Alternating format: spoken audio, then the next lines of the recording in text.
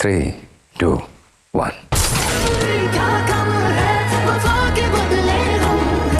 Hello friends, मेरा नाम है हसन सिसोदिया। आप देख रहे हैं मेरा चैनल। अस्सलाम वालेकुम दोस्तों। आज हम बात करने वाले हैं जुल्म ड्रामा की 23वीं किस्त और 24वीं किस्त के बारे में। काफ़ी मज़ा आया, मज़ेदार किस्त थी। शुरुआत में हमारी मतलब कि अम्मी जान यहाँ जा रही वहाँ जा रही, इस वकील के पास उस वकील के पास, लेकिन कोई भी वकील उनका केस लेने के लिए तैयार नहीं है। आखिरकार ठकर के बेटे के पास गई, बेटे से कहा कि कोई भी वकील तुम्हारा केस लेने के लिए तैयार नहीं है, लेकिन मैं हारी नहीं हूँ, मैं और कोशिश करूँगी।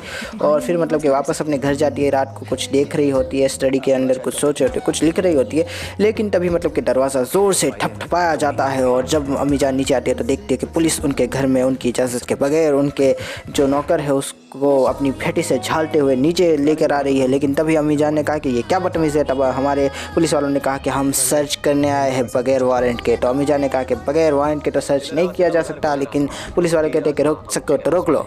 और अम्मी जान बेचारी नहीं रोक पाती, और पुलिस वाले यहाँ देख रहे वहाँ देख रहे। और फिर मतलब कि पुलिस वाले कहते हैं कि यहाँ पर कुछ मिला नहीं, तो कहते हैं कि चलो। फिर अम्मी जान कहते हैं आप सिर्फ हमें जो है अजियत देने आए थे। लेकिन फिर पुलिस वाले ने कहा जब आप जानती है तो फिर मानती क्यों नहीं है। और फिर मतलब कि पुलिस वाला वहाँ से चला जाता है। उसके बाद आता है ख़ुद मलिक इसरार, मलिक इजलाल का बाप। और मतलब कि अम्मी जान कहती है कि ये क्या है, कि बाद एक आ रहे हो, एक साथ क्यों नहीं आते। फिर मलिक इसरार ने कहा कि कुछ बात करनी थी।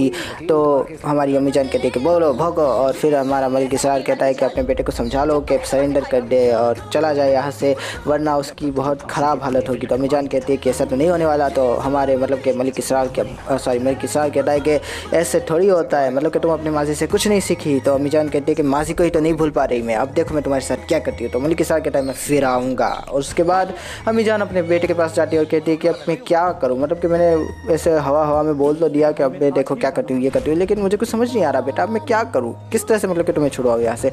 फिर मतलब कि हमारे बच्चे की बट्टी झपकती और कह के अम्मी अम्मी आप भी तो मतलब कि वकील है ना। तो अम्मी कहती है कि हाँ बेटा मैं भी तो वकील हूँ, कल आती हूँ। और फिर मतलब कि सिचुएशन चेंज होती है।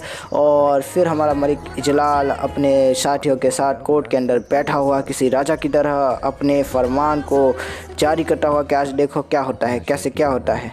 लेकिन तभी मतलब कि असल राजा आ जाता है, मतलब कि जज। और उसके बाद मतलब कि हमारी प्यारी सी माँ भी आ जाती है और माँ कहती है कि मैं अपने बेटे का केस लड़ूंगी। मलिक इजलाल कहता है कि यार तूने सारे वकीलों को खरीद लिया, सारे वकीलों को ठिकाने लगा दिया, अपने आदमी से कहता है। और कहता है कि तू इतना नहीं पता लगा सकता था कि इस वकील की माँ भी वकालत करती है, बेवकूफ़ इंसान, जाहिल इंसान। लेकिन तभी हमारा जज कहता है कि चुपचाप बैठे रहो। और फिर हमारा मलिक इजलाल बेचारा चुपचाप हो जाता है। लेकिन तभी मतलब कि माँ पहले अपने गवाह को बुलाती है, कहती है कि उस गवाह की मैं क्रॉस एग्जामिनेशन करूँगी। और माँ जिस तरह से क्रॉस एग्जामिनेशन करती है, धुआंधार कमाल का, मतलब कि गवाह को एक सेकंड में हॉस्टाइल डिक्लेयर करवा दिया जज साहब के पास से। और जज साहब का भी मतलब कि अलग ही कुछ लेवल चलता है। जज साहब ने जिस तरह से पिछली किस्त में कहा था कि ले जाओ इन्हें, उसी तरह इस किस्त में भी कहा कि ले जाओ इसे। और वही बात है कि बेचारी नौकरानी कहती रह गई कि साहब ऐसा ना करो, साहब ऐसा ना करो। लेकिन साहब के आदमी ने तो सुना भी नहीं, वो तो मतलब कि वहाँ से चला गया जैसे कि जानता ही नहीं। अच्छा, बीच में कुछ ऐसा हुआ कि जब मलिक इजलाल को लगा कि अब बाजी हमारे हाथ से निकलने वाली है, इससे पहले कि जज बड़ा मतलब कि खौफनाक है, कभी कहता है इसको ले जाओ, कभी कहता है उसको ले जाओ, इससे पहले कि मुझ पर आए कहे कि मुझे ले जाओ, वो खुद ही वहाँ से उठ के चला जाता है खामोशी से। शावेज देख रहा होता है लेकिन कहता है कि नहीं कुछ नहीं कहना, अभी जाने दो इसको, कोई बात नहीं।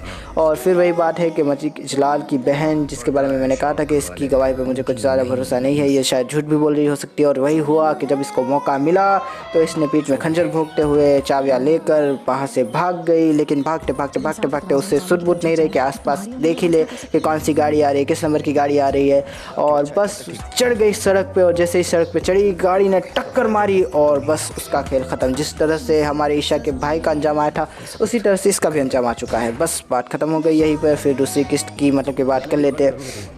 दूसरी किस्त में क्या होने वाले वही सारी चीज़ें हैं कि अम्मी जान ने फिर से धुआंधार बैटिंग करते हुए गवाह की पोल खुलवा दी। और अब सब पुलिस वाले मलिक इजलाल को ढूंढ रहे हैं। मलिक इजलाल का बाप कह रहा है कि तुमने सब कुछ गुड़ कर दिया है, पुलिस तुम्हें ढूंढ रही है, सब लोग तुम्हें ढूंढ रहे हैं, तुम्हारा पॉलिटिकल करियर भी बर्बाद हो चुका है। लेकिन मलिक इजलाल के ऊपर तो अपनी बहन के खून का सवार है भूत। उसने कहा कि मैं उसको नहीं छोड़ूंगा, उसने मेरी बहन को मरवाया है, उसने मुझसे बदला लेने के लिए सब किया, मैं उसे पता से भी निकाल लूँगा। अब देखते कि मलिक इजलाल बाप की बात मानते हुए देश छोड़ेगा या फिर उस बंदे को नहीं छोड़ेगा।